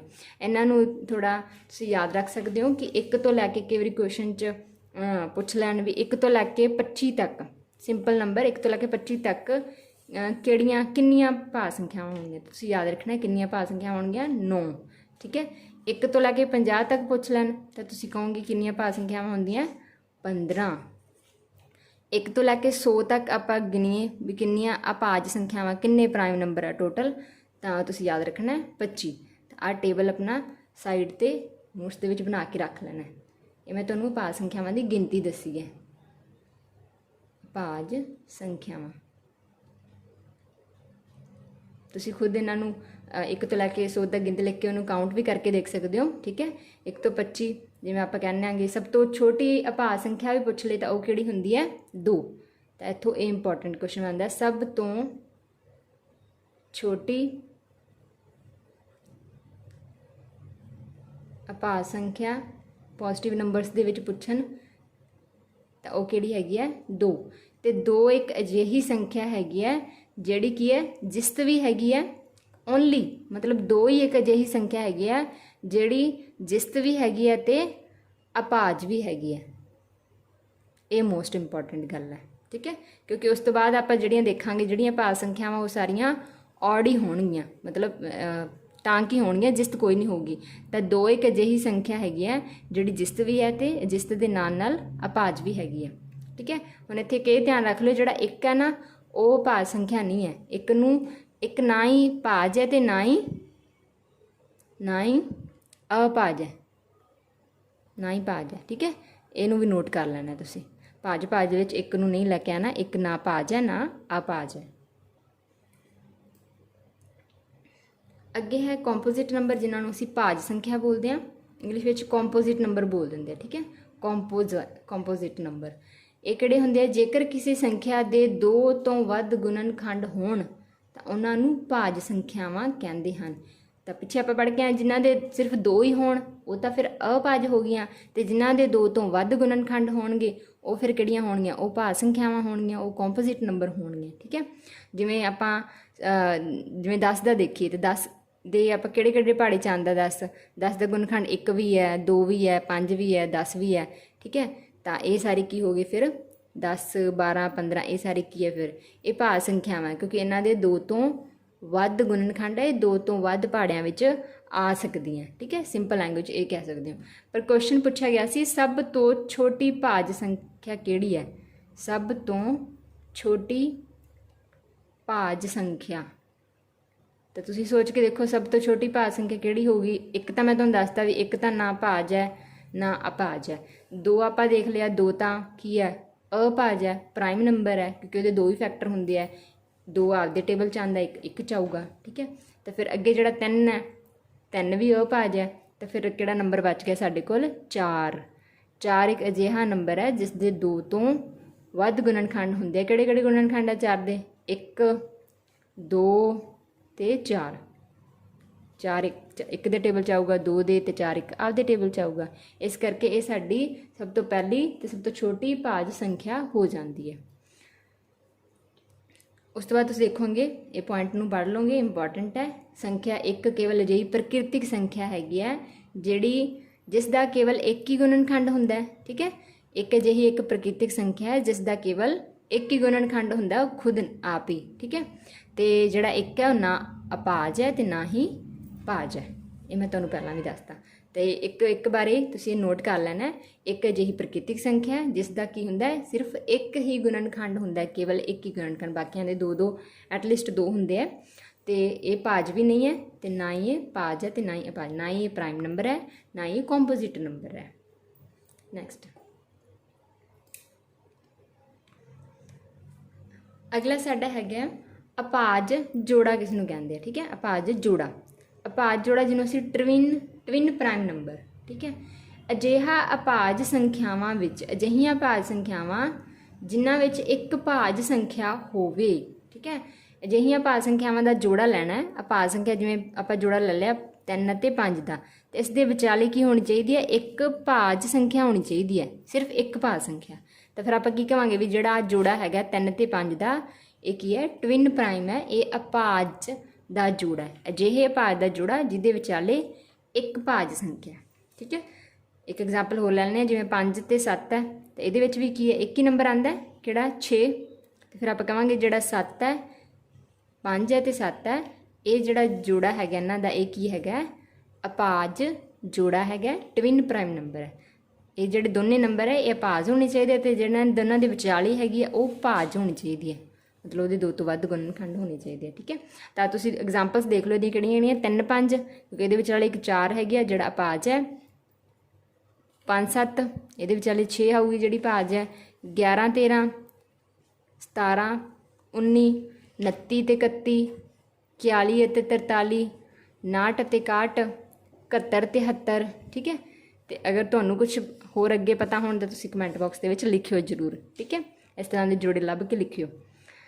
ਤਾਂ ਸਮਝ ਗਏ ਹੋਣਗੇ ਦੋਨੇ ਨੰਬਰ ਜਿਨ੍ਹਾਂ ਦਾ ਜੋੜਾ ਬਣਾ ਰਹੇ ਆ ਉਹ ਅਪਾਜ ਹੋਣੇ ਚਾਹੀਦੇ ਆ, ਕਿਉਂਕਿ ਆਪਣੇ ਕੋਲ ਡੈਫੀਨੇਸ਼ਨ 'ਚ ਲਿਖਿਆ ਹੋਇਆ ਅਪਾਜ ਜੋੜਾ, ਮਤਲਬ ਜਿਹੜੇ ਨੰਬਰ ਹੋਣਗੇ ਜਿਹੜਾ ਜੋੜਾ ਹੈਗਾ ਉਹ ਅਪਾਜ ਸੰਖਿਆਵਾਂ ਹੋਣਗੀਆਂ ਅਤੇ ਉਹਨਾਂ ਦੇ ਵਿਚਾਲੇ ਇੱਕ ਭਾਜ ਸੰਖਿਆ ਹੋਣੀ ਚਾਹੀਦੀ ਹੈ, ਮਤਲਬ ਉਹਨਾਂ ਦੇ ਵਿੱਚ ਇੱਕ ਦਾ ਗੈਪ ਹੋਣਾ ਚਾਹੀਦਾ ਹੈ। ਠੀਕ ਹੈ, ਅਗਲਾ ਹੈਗਾ ਸਹਿ ਅਪਾਜ ਸੰਖਿਆਵਾਂ। ਸਹਿ ਅਪਾਜ ਸੰਖਿਆਵਾਂ ਕਿਹੜੀਆਂ ਹੁੰਦੀਆਂ ਜਿਨ੍ਹਾਂ ਨੂੰ ਅਸੀਂ ਕੋ ਪ੍ਰਾਈਮ ਨੰਬਰ ਬੋਲਦੇ ਹਾਂ। ਤੇ ਡੈਫੀਨੇਸ਼ਨ ਪੜ੍ਹਦੇ ਹਾਂ। ਉਹ ਅਪਾਜ ਸੰਖਿਆਵਾਂ, ਇਹ ਅਪਾਜ ਸੰਖਿਆਵਾਂ ਹੁੰਦੀਆਂ ਜਿਨ੍ਹਾਂ ਦਾ ਇੱਕ ਤੋਂ ਇਲਾਵਾ ਹੋਰ ਕੋਈ ਗੁਣਨਖੰਡ ਸਾਂਝਾ ਨਹੀਂ ਹੁੰਦਾ, ਤਾਂ ਉਹਨਾਂ ਨੂੰ ਅਸੀਂ ਸਹਿ ਅਪਾਜ ਸੰਖਿਆਵਾਂ ਕਹਿੰਦੇ ਹਾਂ। ਜਿਵੇਂ ਐਗਜ਼ਾਮਪਲ 'ਚ ਹੈ 2 ਅਤੇ 3 5 ਅਤੇ 7। ਕਹਿਣ ਦਾ ਮਤਲਬ ਹੈ ਕਿ 2 ਹੈ, 2 ਦੇ ਗੁਣਨਖੰਡ ਬਣਾਓ 2 ਗੁਣਾ 1। ਦੂਜੀ ਰਕਮ ਹੈਗੀ ਹੈ 3, 3 ਦੇ ਗੁਣਨਖੰਡ ਬਣਾਓ 3 ਗੁਣਾ 1। ਤਾਂ ਇਹਨਾਂ ਦੋਨਾਂ ਦੇ ਗੁਣਨਖੰਡ ਵਿੱਚ ਕੀ ਸਾਂਝਾ ਹੈ? ਸਿਰਫ ਕੌਣ ਸਾਂਝਾ ਹੈ? 1 ਸਾਂਝਾ ਹੈ। ਤਾਂ ਇਸ ਤਰ੍ਹਾਂ ਦੇ ਅਪਾਜ ਸੰਖਿਆਵਾਂ ਜਿਨ੍ਹਾਂ ਦੇ ਗੁਣਨਖੰਡ ਵਿੱਚ ਸਿਰਫ ਇੱਕ ਹੀ ਗੁਣਨਖੰਡ ਸਾਂਝਾ ਹੋਵੇ, ਉਹ ਵੀ ਕਿਹੜਾ? 1। ਸਾਂਝਾ ਵੀ ਇੱਕ ਹੀ ਹੋਵੇ ਅਤੇ ਉਹ ਵੀ ਕਿਹੜਾ? ਉਹ ਵੀ 1, ਕਿਉਂਕਿ 1 ਜਿਹੜਾ ਹੁੰਦਾ ਉਹ ਸਾਰਿਆਂ ਦਾ ਗੁਣਨਖੰਡ ਹੁੰਦਾ। ਇੱਕ ਨੂੰ ਕਿਹੜਾ ਕੋਈ ਵੀ ਨੰਬਰ ਲੈ ਲਓ, ਇੱਕ ਤਾਂ ਆਪਦਾ ਗੁਣਨਖੰਡ ਤਾਂ ਹੁੰਦਾ ਹੀ ਹੁੰਦਾ ਅਤੇ ਦੂਸਰਿਆਂ ਦੇ ਨੰਬਰ ਦਾ ਵੀ ਗੁਣਨਖੰਡ ਹੁੰਦਾ। ਤੁਸੀਂ ਜਿੰਨੀ ਮਰਜ਼ੀ ਵੱਡੀ ਰਕਮ ਲੈ ਲਓ 365 ਅਤੇ 365 ਦੇ ਗੁਣਨਖੰਡ ਵਿੱਚ ਵੀ 1 ਤਾਂ ਆਏਗਾ ਹੀ ਆਏਗਾ। ਠੀਕ ਹੈ, ਤਾਂ ਫਿਰ ਮਤਲਬ ਉਹਨਾਂ ਵਿੱਚ ਹੋਰ ਕੋਈ ਗੁਣਨਖੰਡ ਸਾਂਝਾ ਨਾ ਹੋਵੇ, ਸਿਰਫ 1 ਨੂੰ ਛੱਡ ਕੇ। ਤਾਂ ਇਸ ਤਰ੍ਹਾਂ ਦੇ ਨੰਬਰਸ ਨੂੰ ਅਸੀਂ ਕੀ ਬੋਲਦੇ ਹਾਂ? ਸਹਿ ਅਪਾਜ ਕੋ ਪ੍ਰਾਈਮ ਨੰਬਰ। ਦੋਵੇਂ ਕੋ ਮਤਲਬ ਪ੍ਰਾਈਮ ਹੋਣਗੇ ਅਤੇ ਉਹਨਾਂ ਦੇ ਵਿਚਾਲੇ ਸਿਰਫ ਇੱਕ ਗੁਣਨਖੰਡ ਸਾਂਝਾ ਹੋਊਗਾ, ਉਹ ਵੀ ਇਹ ਵਾਲਾ ਸਾਡਾ ਅੰਕ 1। ਨੈਕਸਟ ਆਪਾਂ ਇਸ ਚਾਰਟ ਨੂੰ ਸਮਝ ਲੈਂਦੇ ਹਾਂ ਕਿ ਕੌਣ ਕਿਸ ਦਾ ਸਬਸੈਟ ਹੁੰਦਾ ਹੈ। ਠੀਕ ਹੈ, ਕਈ ਵਾਰੀ ਪੁੱਛ ਲੈਂਦੇ ਆ ਵੀ ਸਾਰੇ ਨੈਚੁਰਲ ਨੰਬਰ ਹੋਲ ਨੰਬਰ ਹੁੰਦੇ ਆ ਕਿਵੇਂ। ਠੀਕ ਹੈ, ਤਾਂ ਉਹ ਥੋੜ੍ਹਾ ਦੇਖ ਲੈਂਦੇ ਹਾਂ। ਤਾਂ ਸਭ ਤੋਂ ਪਹਿਲਾਂ ਆਪਾਂ ਪੜ੍ਹਿਆ ਕਿ ਨੈਚੁਰਲ ਨੰਬਰ ਹੁੰਦੇ ਆ ਜਿਹੜੇ 1 ਤੋਂ ਸਟਾਰਟ ਹੁੰਦੇ ਆ ਅਤੇ ਅੱਗੇ ਅਨੰਤ ਤੱਕ ਚੱਲਦੇ ਆ। ਠੀਕ ਹੈ, ਨੈਚੁਰਲ ਨੰਬਰ। ਅਤੇ ਜੇ ਉਹਦੇ ਵਿੱਚ ਇੱਕ 0 ਹੋਰ ਮਤਲਬ 0 ਪੁੱਟ ਕਰ ਦਿੱਤੀ ਜਾਵੇ ਤਾਂ ਫਿਰ ਉਹ ਕੀ ਬਣ ਜਾਂਦੇ ਆ? ਉਹ ਬਣ ਜਾਂਦੇ ਆ ਸਾਡੇ ਹੋਲ ਨੰਬਰ। ਹੋਲ ਨੰਬਰ ਜਿਹਨੂੰ ਅਸੀਂ ਬੋਲਦੇ ਹਾਂ ਪੂਰਨ ਸੰਖਿਆਵਾਂ। ਕੀ ਬਣ ਜਾਂਦੀਆਂ ਇਹ? ਪੂਰਨ ਸੰਖਿਆਵਾਂ। ਠੀਕ ਹੈ, ਅਤੇ ਪੂਰਨ ਸੰਖਿਆਵਾਂ ਦੇ ਵਿੱਚ ਨੈਗੇਟਿਵ ਨੰਬਰ ਵੀ ਐਡ ਕਰ ਦਿੱਤੇ ਜਾਣ। ਠੀਕ ਹੈ, ਇੱਥੇ ਤੱਕ ਤਾਂ ਸੀ 0 1 2 3 ਦਾ, ਇਹ ਤਾਂ ਹੈਗਾ ਹੀ ਆਪਣੇ ਕੋਲ। ਠੀਕ ਹੈ, ਹੋਲ 'ਚ। ਅਤੇ ਜੇ ਇਹਨਾਂ 'ਚ ਨੈਗੇਟਿਵ ਨੰਬਰ ਵੀ ਐਡ ਕਰ ਦਾਂਗੇ ਤਾਂ ਫਿਰ ਇਹ ਬਣ ਜਾਣਗੇ ਸਾਡੇ ਇੰਟੀਜ਼ਰ ਨੰਬਰਸ। ਠੀਕ ਹੈ, ਇੰਟੀਜ਼ਰ ਨੂੰ ਅਸੀਂ ਬੋਲ ਦਿੰਦੇ ਹਾਂ ਸਾਡੇ ਸੰਪੂਰਨ ਨੰਬਰ, ਸੰਪੂਰਨ ਸੰਖਿਆਵਾਂ। ਉਸ ਤੋਂ ਬਾਅਦ ਕਹਿੰਦੇ ਜੇ ਇਹਦੇ ਵਿੱਚ ਵਟੇ ਵਾਲੀਆਂ ਰਕਮਾਂ ਐਡ ਕਰੋ, ਜਿਵੇਂ 2/3। ਠੀਕ ਹੈ, ਮਾਈਨਸ ਦਾ 1/3, ਫਿਰ ਇਹ ਕੀ ਬਣ ਜਾਂਦੇ ਆ? ਰੈਸ਼ਨਲ ਨੰਬਰਸ ਬਣ ਜਾਂਦੇ। ਠੀਕ ਹੈ, ਵੱਡਾ ਹੋ ਰਿਹਾ ਦੇਖੋ ਸਾਡਾ ਜਿਹੜਾ ਸੈੱਟ ਹੈ। ਉਸ ਤੋਂ ਬਾਅਦ ਜੇ ਕਹਿੰਦੇ ਇਹਦੇ ਵਿੱਚ ਰੂਟ ਵਾਲੀਆਂ ਰਕਮਾਂ ਵੀ ਆ ਜਾਣ, ਰੂਟ ਪਾਈ। ਠੀਕ ਹੈ, ਤਾਂ ਫਿਰ ਇਹ ਕੀ ਬਣ ਜਾਂਦੇ ਆ? ਰੀਅਲ ਨੰਬਰ ਬਣ ਜਾਂਦੇ ਆ, ਮਤਲਬ ਪੂਰਾ ਜਿਹੜਾ ਗਰੁੱਪ ਹੈ ਇਹ ਰੀਅਲ ਨੰਬਰਸ ਦਾ ਹੋ ਜਾਂਦਾ। ਅਤੇ ਆਹ ਜਿਹੜੇ ਨੰਬਰ ਹੈਗੇ ਆ ਰੀਅਲ ਨੰਬਰਸ ਦੇ ਵਿੱਚ ਰੂਟ 3, ਰੂਟ 2, ਰੂਟ 3 ਪਾਈ, ਰੂਟ 11, ਇਹ ਸਾਰੇ ਕੀ ਹੈ? ਇਹ ਰੈਸ਼ਨਲ ਨੰਬਰ ਹੈ, ਇਹ ਰੀਅਲ ਨੰਬਰਸ ਦਾ ਪਾਰਟ ਹੈ। ਠੀਕ ਹੈ, ਇਹਨਾਂ ਤੋਂ ਆਊਟ ਹੈ। ਹੁਣ ਇੱਥੇ ਕੁਐਸਚਨ ਕੀ ਪੁੱਛਿਆ ਜਾ ਸਕਦਾ? ਜੇ ਤੁਹਾਨੂੰ ਕੁਐਸਚਨ ਪੁੱਛੇ ਕਿ ਸਾਰੇ ਨੈਚੁਰਲ ਨੰਬਰ ਰੀਅਲ ਨੰਬਰਸ ਹਨ। ਠੀਕ ਹੈ, ਸਾਰੇ ਨੈਚੁਰਲ ਨੰਬਰ, ਇੱਥੋਂ ਪਹਿਲਾਂ ਪੂਰਨ ਸੰਖਿਆ ਦੇਖ ਲਓ। ਸਾਰੇ ਨੈਚੁਰਲ ਨੰਬਰ, ਸਾਰੀਆਂ ਪ੍ਰਕਿਰਤਿਕ ਸੰਖਿਆਵਾਂ ਪੂਰਨ ਸੰਖਿਆਵਾਂ ਹਨ, ਤਾਂ ਤੁਸੀਂ ਕੀ ਕਹੋਗੇ? ਯੈਸ। ਮਤਲਬ ਜਦੋਂ ਅੰਦਰ ਵੱਲ ਨੂੰ, ਅੰਦਰ ਤੋਂ ਬਾਹਰ ਵੱਲ ਨੂੰ ਤੁਹਾਨੂੰ ਕੁਝ ਪੁੱਛੇ ਤਾਂ ਤੁਸੀਂ ਯੈਸ ਕਹਿਣਾ। ਜੇ ਤੁਹਾਨੂੰ ਐਂ ਕਹਿ ਦੇਣ ਵੀ ਸਾਰੇ ਇੰਟੀਜ਼ਰ ਪ੍ਰਕਿਰਤਿਕ ਸੰਖਿਆਵਾਂ ਹਨ, ਤਾਂ ਬਿਲਕੁਲ ਨਹੀਂ। ਕਿਉਂ? ਕਿਉਂਕਿ ਇਹਦੇ ਕੋਲ ਤਾਂ ਨੈਗੇਟਿਵ ਨੰਬਰ ਵੀ ਹੈਗੇ ਆ, 0 ਵੀ ਹੈਗਾ, ਪਰ ਸਾਡੇ ਕੋਲ ਤਾਂ ਪ੍ਰਕਿਰਤਿਕ ਸੰਖਿਆ ਵਿੱਚ ਸਿਰਫ 1 ਤੋਂ ਉੱਪਰ ਵਾਲੀਆਂ ਰਕਮਾਂ। ਤਾਂ ਸਾਰੇ ਇੰਟੀਜ਼ਰ ਪ੍ਰਕਿਰਤਿਕ ਸੰਖਿਆਵਾਂ ਨਹੀਂ ਹੋ ਸਕਦੇ। ਮਤਲਬ ਬਾਹਰ ਤੋਂ ਅਗਰ ਸੈੱਟ ਤੋਂ ਤੁਹਾਡੇ ਅੰਦਰ ਵੱਲ ਨੂੰ ਕੁਝ ਪੁੱਛ ਲਏ ਤਾਂ ਤੁਸੀਂ ਨਾ 'ਚ ਜਵਾਬ ਦੇਣਾ ਕਿ ਨਹੀਂ। ਠੀਕ ਹੈ, ਕਿਉਂਕਿ ਆਹ ਸੈੱਟ ਸਾਡਾ ਛੋਟਾ ਹੈ ਅਤੇ ਸਾਰੇ ਇੰਟੀਜ਼ਰ ਨੈਚੁਰਲ ਨੰਬਰ 'ਚ ਕਿਵੇਂ ਆ ਜਾਣਗੇ? ਉਹਦੇ 'ਚ ਤਾਂ ਫਿੱਟ ਨਹੀਂ ਹੁੰਦੇ ਨਾ, ਕਿਉਂਕਿ ਉਹਦੇ 'ਚ ਤਾਂ 1 ਤੋਂ ਲੈ ਉੱਪਰ ਤੱਕ ਨੰਬਰ ਹੈ, ਇਹਦੇ 'ਚ ਤਾਂ ਨੈਗੇਟਿਵ ਹੈਗਾ। ਪਰ ਜੇ ਤੁਹਾਨੂੰ ਅੰਦਰ ਤੋਂ ਬਾਹਰ ਵੱਲ ਨੂੰ ਕੁਝ ਵੀ ਪੁੱਛੇ ਕਿ ਸਾਰੀਆਂ ਨੈਚੁਰਲ ਨੰਬਰ ਰੀਅਲ ਨੰਬਰ ਹੈਗੇ ਆ, ਤੁਸੀਂ ਕਹੋਗੇ ਯੈਸ। ਕਿ ਸਾਰੇ ਇੰਟੀਜ਼ਰ ਰੀਅਲ ਨੰਬਰ ਹੈਗੇ ਆ, ਤੁਸੀਂ ਕਹੋਗੇ ਯੈਸ। ਕਿ ਸਾਰੇ ਰੈਸ਼ਨਲ ਨੰਬਰ ਰੀਅਲ ਨੰਬਰ ਹੈਗੇ ਆ, ਯੈਸ। ਅੰਦਰ ਤੋਂ ਬਾਹਰ ਵੱਲ ਨੂੰ ਪੁੱਛ ਲਓ, ਯੈਸ ਕਹੋਗੇ। ਅਗਰ ਬਾਹਰ ਤੋਂ ਅੰਦਰ ਜਾਓਗੇ, ਮੈਂ ਕਹਿ ਦਾਂ ਸਾਰੇ ਰੀਅਲ ਨੰਬਰ, ਸਾਰੀਆਂ ਵਾਸਤਵਿਕ ਸੰਖਿਆਵਾਂ ਇੰਟੀਜ਼ਰ ਹੋਣਗੀਆਂ, ਇਹ ਗਲਤ ਹੋ ਜਾਏਗਾ। ਠੀਕ ਹੈ, ਤਾਂ ਇਸ ਨੂੰ ਇਸ ਤਰ੍ਹਾਂ ਤਰੀਕੇ ਨਾਲ ਯਾਦ ਰੱਖਣਾ ਹੈ ਕਿ ਅਗਰ ਤੁਹਾਨੂੰ ਇਸ ਤਰ੍ਹਾਂ ਕੁਐਸਚਨ ਨੂੰ ਅਗਰ ਤੁਹਾਨੂੰ ਸਟੇਟਮੈਂਟ ਫਾਰਮ ਦੇ ਵਿੱਚ ਪੁੱਛੇ ਤਾਂ ਤੁਸੀਂ ਕਿਸ ਤਰ੍ਹਾਂ ਆਨਸਰ ਦੇਣਾ। ਹੋਪ ਤੁਹਾਨੂੰ ਸਾਰਾ ਸਮਝ ਆ ਗਿਆ ਹੋਵੇਗਾ, ਜਿਹੜਾ ਆਪਾਂ ਅੱਜ ਬੇਸਿਕ ਤੋਂ ਸਟਾਰਟ ਕੀਤਾ ਨੰਬਰ ਸਿਸਟਮ। ਤਾਂ ਇਸ ਨੂੰ ਚੰਗੀ ਤਰ੍ਹਾਂ ਆਪਦੇ ਨੋਟਸ ਪ੍ਰਿਪੇਅਰ ਕਰਦੇ ਚੱਲਣਾ ਨਾਲ ਤੇ ਬੇਸਿਕ ਨੂੰ ਕਲੀਅਰ ਕਰਦੇ। ਮੈਂ ਬਾਰ-ਬਾਰ ਤਾਂ ਹੀ ਕਹਿ ਰਹੀ ਹਾਂ ਕਿਉਂਕਿ ਅਗਰ ਬੇਸਿਕ ਕਲੀਅਰ ਹੋਏਗਾ ਤਾਂ ਸਟੇਟਮੈਂਟ ਕੁਐਸਚਨ ਹੁੰਦੇ ਆ। ਦੇਖੋ ਮੈਂ ਤੁਹਾਨੂੰ ਪੇਪਰ ਕਰਵਾਏ ਸੀ ਤਾਂ ਉਹਦੇ ਵਿੱਚ 2 ਕੁਐਸਚਨ ਆਏ ਹੋਏ ਸੀ ਨੰਬਰ ਸਿਸਟਮ ਦੇ ਵਿੱਚੋਂ, ਉਹ ਵੀ ਸਟੇਟਮੈਂਟ ਬੇਸ ਸੀਗੇ। ਪੂਰੀ ਸਟੇਟਮੈਂਟ ਨੂੰ ਪੜ੍ਹ ਕੇ ਦੱਸਣਾ ਸੀ ਕਿਹੜੀ ਰੋਂਗ ਹੈ ਤੇ ਕਿਹੜੀ ਸਾਡੀ ਠੀਕ ਹੈ। ਤੇ ਉਹ ਸਾਡਾ ਅਗਰ ਕੰਸੈਪਟ ਸਾਨੂੰ ਪਤਾ ਹੋਏਗਾ ਫਿਰ ਹੀ ਅਸੀਂ ਉਹਨੂੰ ਐਲੀਮੀਨੇਟ ਕਰ ਸਕਦੇ ਹਾਂ, ਸਹੀ ਤੇ ਗਲਤ ਨੂੰ ਲੱਭ ਸਕਦੇ ਹਾਂ। ਹੋਪ ਤੁਹਾਨੂੰ ਵੀਡੀਓ ਵਧੀਆ ਲੱਗੀ ਹੋਏਗੀ। ਠੀਕ ਹੈ, ਤੇ ਵੀਡੀਓ ਵਧੀਆ ਲੱਗੀ ਹੈ ਤਾਂ ਇਸ ਨੂੰ ਲਾਈਕ, ਸ਼ੇਅਰ ਤੇ ਚੈਨਲ ਨੂੰ ਸਬਸਕ੍ਰਾਈਬ ਜ਼ਰੂਰ ਕਰ ਲਿਓ, ਕਿਉਂਕਿ ਅਸੀਂ ਸਾਰਾ ਸਿਲੇਬਸ ਜਿਹੜਾ ਮੈਥ ਦਾ ਉਹ ਇਸੇ ਤਰ੍ਹਾਂ ਤੁਹਾਨੂੰ ਕੰਪਲੀਟ ਕਰਵਾਵਾਂਗੇ। ਨੈਕਸਟ ਵੀਡੀਓ ਦੇ ਵਿੱਚ ਅਸੀਂ ਇਸ ਚੈਪਟਰ ਦੇ ਵਿੱਚੋਂ ਤੁਹਾਡੇ ਲਈ ਕੁਐਸਚਨ ਫਰੇਮ ਕਰਕੇ ਲੈ ਕੇ ਆਵਾਂਗੇ ਤੇ ਕੁਐਸਚਨ ਲਗਾ ਕੇ ਦੇਖਾਂਗੇ। ਫਿਰ ਤੁਹਾਨੂੰ ਇਹ ਜਿਹੜਾ ਕੰਸੈਪਟ ਆ ਹੋਰ ਵੀ ਵਧੀਆ ਤਰੀਕੇ ਨਾਲ ਕਲੀਅਰ ਹੋ ਜਾਏਗਾ ਤੇ ਆਪਾਂ ਆਪਦਾ ਜਿਹੜਾ ਸਿਲੇਬਸ ਵਾਈਜ਼ ਟੌਪਿਕ ਕਰਦੇ ਰਵਾਂਗੇ। ਰੋਜ਼ ਤੁਹਾਨੂੰ ਮੈਥ ਦੀ ਇੱਕ ਵੀਡੀਓ ਜ਼ਰੂਰ ਮਿਲੇਗੀ। ਠੀਕ ਹੈ, ਥੈਂਕ ਯੂ ਜੀ, ਧੰਨਵਾਦ।